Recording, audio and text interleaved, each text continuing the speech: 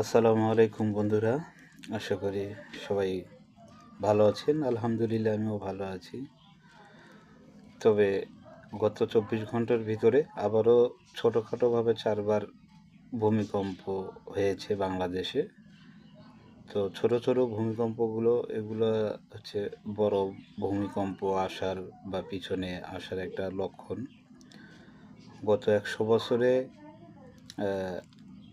১০০ বছর পূর্বে বড় ধরনের ভূমিকম্প হয়েছে, আর এটা ইতিহাস থেকে একটা রিপোর্ট আছে যে ১৫২০ সালে একবার বড় মাপের ভূমিকম্প বাংলাদেশে হয়েছে এবং ১৬২০ সালে একটা হয়েছে।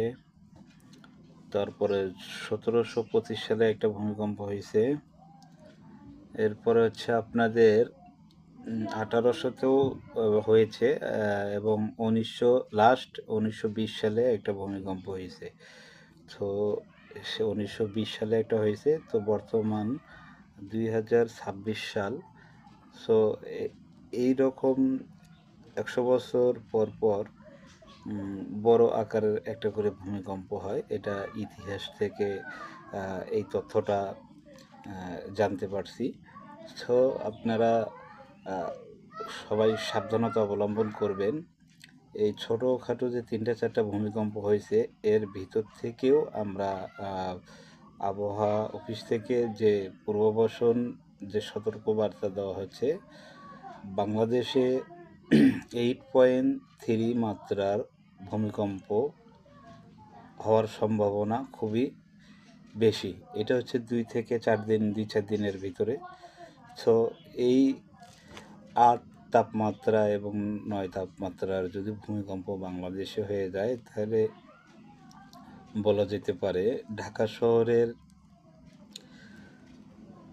100-এর ভিতরে 80-90% বিল্ডিং একটাও ঠিক থাকবে না। সো সেই জায়গা থেকে অবশ্যই মহান আল্লাহ তাআলার প্রত্যেকটা জিনিসের উপরে ইশারা ইঙ্গিত আছেন।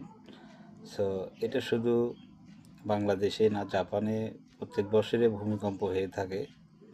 তো আমরা আল্লাহ তাআলার কাছে নিজের জানমাল আত্মসম্পদ হেফাজতের জন্য মহান আল্লাহ তাআলার দরবারে দোয়া তাসবিহ সবসময় পাঠ করব এবং আমরা যারা ঢাকায় যাদের আত্মীয় স্বজন যারা আছি সবাই সতর্ক থাকব।